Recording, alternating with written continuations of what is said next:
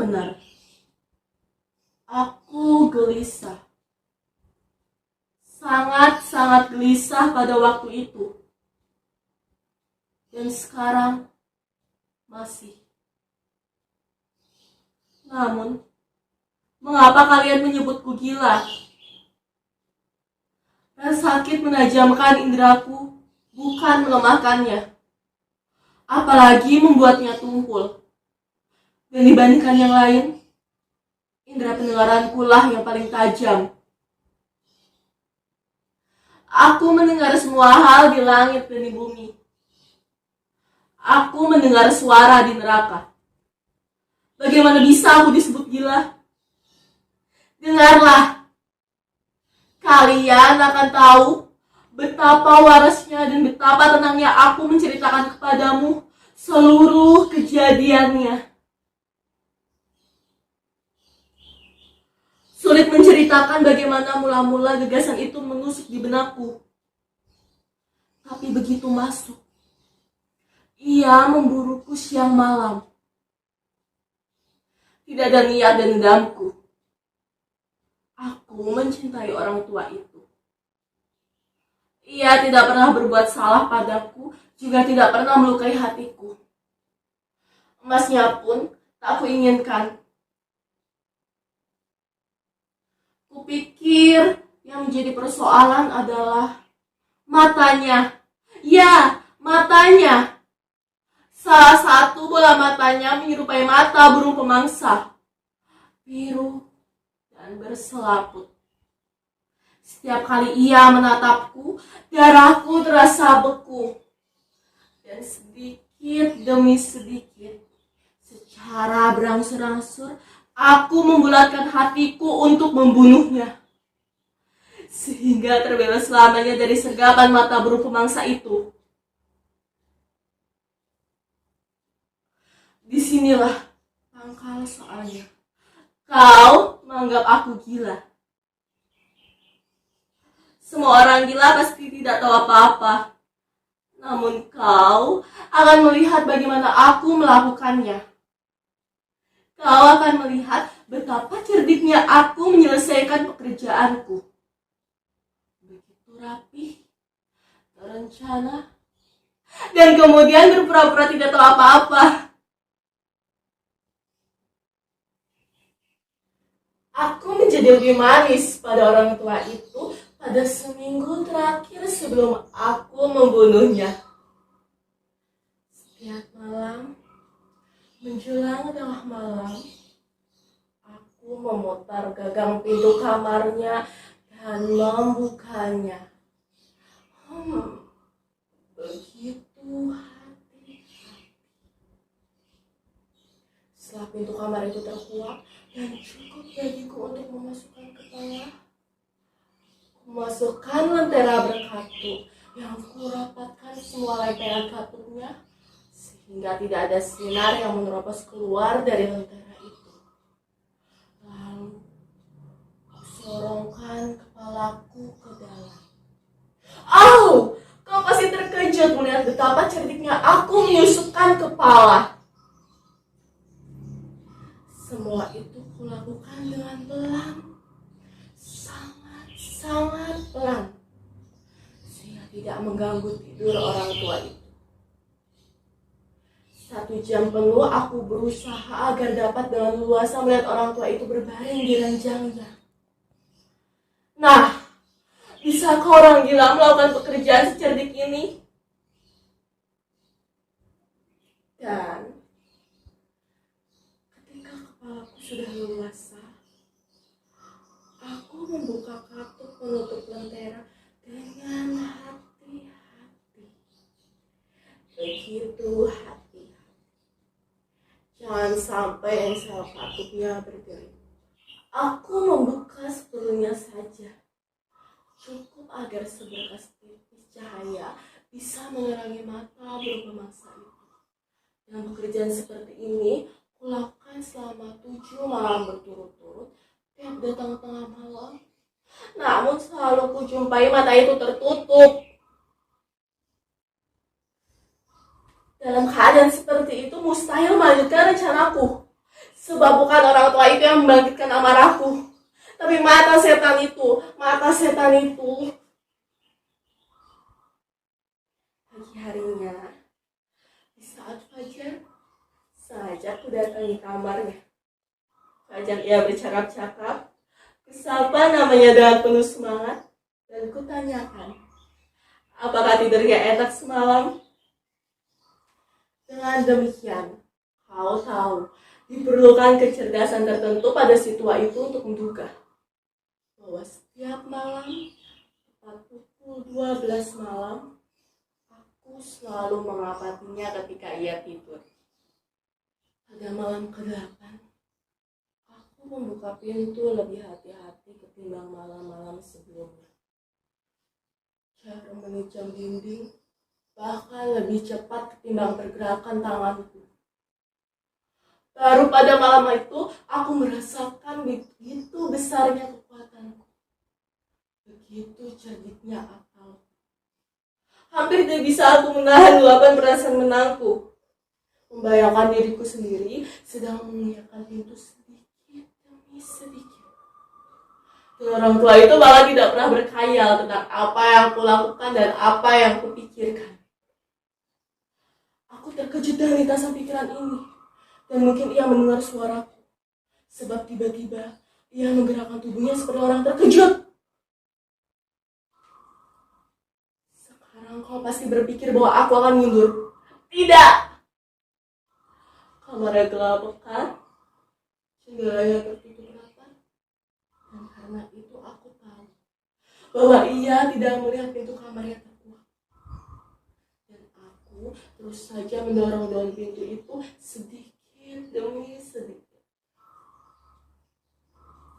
Aku menusukkan kepalaku ke celah pintu dan sedang membuka katup lentera ketika jempolku tiba-tiba selip dan mengetuk lempeng penutup lampu, dan si tua itu bangkit dari kamarnya.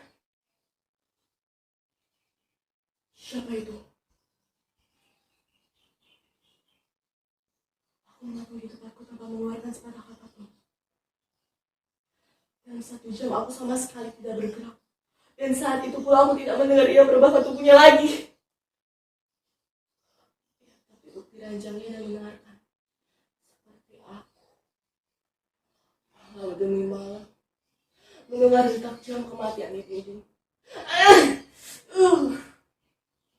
Tiba-tiba aku dengar arangan yang muncul karena teror kematian dari orang tua itu.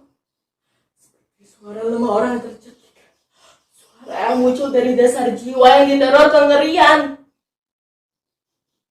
Aku kenal sekali dengan suara itu. Beberapa malam, tepat tengah malam, di saat dunia terlelap, suara itu bangkit dari dadaku, menusuk-nusuk dengan gaungnya yang mengerikan, seperti teror yang menggelisahkan.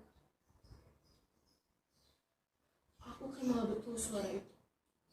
Aku tahu apa yang dirasakan orang tua itu dan turut berduka atas kemalangannya. Meski dalam hati, aku tertawa. Aku tahu bahwa matanya tak pernah lagi terpejam sejak ia dikejutkan oleh suara yang membangunkannya. Rasa takut tumbuh semakin besar. Ia coba menenangkan diri, tapi tidak bisa. Kemudian ia yakinkan diri sendiri.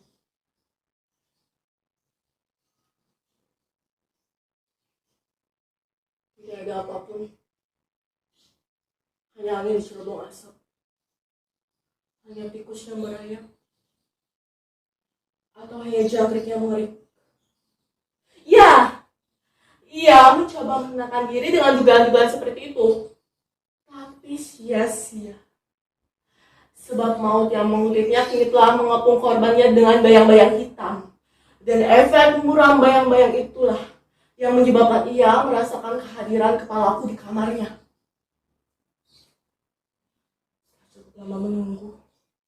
Dengan sangat sabar tanpa mendengar ia membaringkan kembali tubuhnya.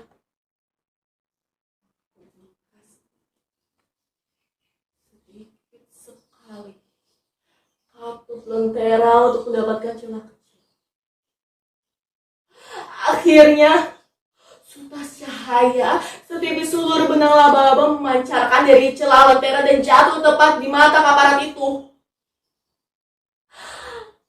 Mata itu terbuka begitu lebar, dan amarahku langsung bangkit melihat mata itu terbuka.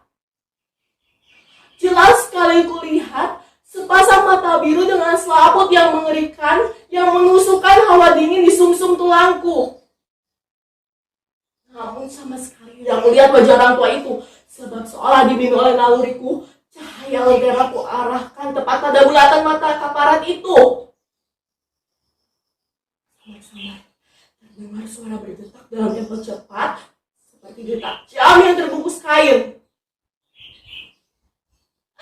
Aku kenal betul suara itu, suara detak jantung orang tua itu. Kemarahanku memuncak sebagaimana seorang serdadu naik karena pukulan genderang. Namun demikian, aku masih menahan diri. Tahan nafasku, jaga lentera di tanganku, kujaga agar sinarnya tak jatuh di matanya. Sementara detak jantung terkutuk temponya semakin meningkat, semakin meningkat, semakin keras, semakin keras. Kau catat omonganku baik-baik. Telah kukatakan padamu bahwa aku gelisah. Begitulah yang kurasakan. Dan sekarang, pada jam kematian malam itu, di tengah kebisuan yang mencekam di rumah tua itu, di dalam angin itu menyiksaku layaknya sebuah teror yang tak tertanggungan. Aku masih menahan diri beberapa menit dan tetap tak bersaksi. Namun hitam itu semakin keras dan mengekan telinga.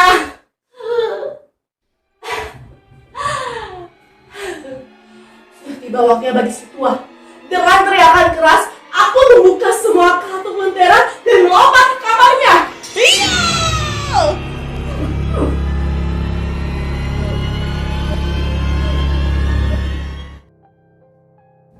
Sekali ia memekik, hanya sekali. Dalam sekejap, aku telah menyeretnya ke lantai dan memekapnya dengan kasur tebalnya. Beberapa menit, detak jantung itu masih berdetak sama-sama. Namun tak lagi membuat aku jengkel.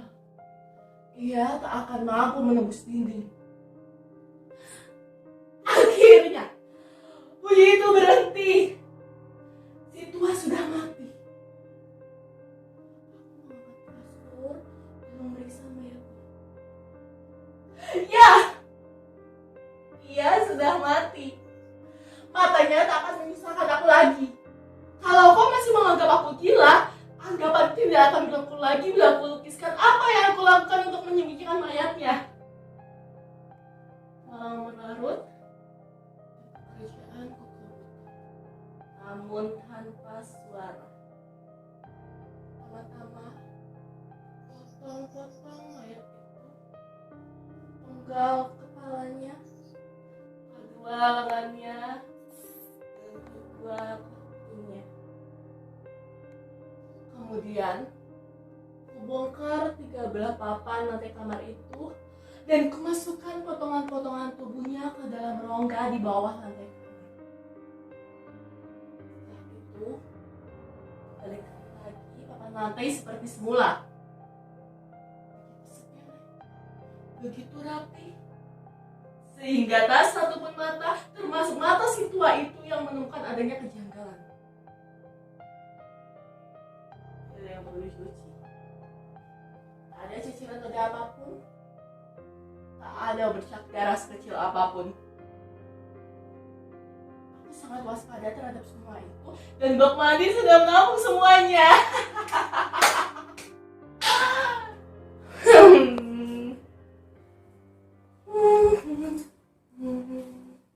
Jam 4 pagi, semua pekerjaanku selesai.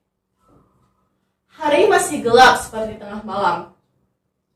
Bersamaan dengan dentang lonceng jam, terdengar ketukan di depan pintu.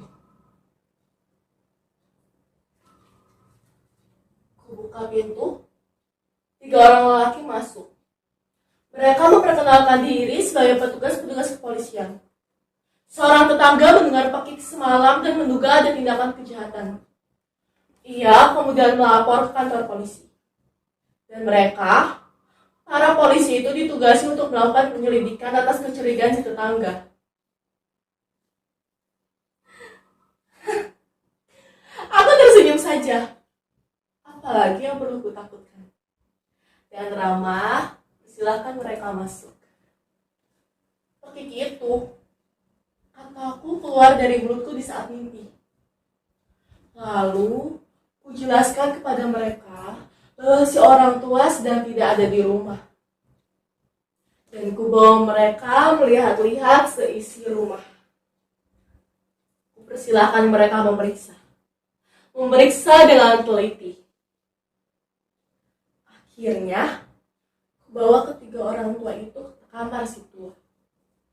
Kuperlihatkan kepada mereka barang-barang berharga yang ada di rumah. Semua aman, tidak tercolek sedikit pun. Dengan kepercayaan diri yang melambung, aku mengusung kursi-kursi ke dalam kamar dan meminta mereka untuk melepas lelah di tempat itu.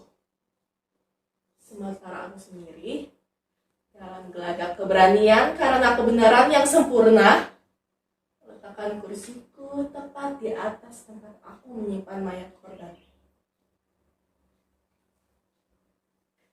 Para petugas merasa puas. Perlakuanku meyakinkan mereka.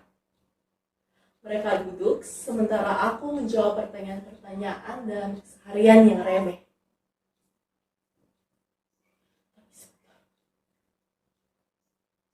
Kemudian aku merasa parasku memucat dan berharap agar mereka segera pergi. Kepalaku pening, dan aku merasa dering di telingaku. Namun mereka tak duduk dan bercakap-cakap. Dering itu lama-lama menjadi lebih jelas. Terus-menerus dan semakin jelas. Aku mencoba berbicara lebih keras untuk mengusir perasaan itu. Namun dering itu terus saja dan semakin pasti. Sampai akhirnya aku sadar bahwa dering itu bukan ada di dalam telingaku.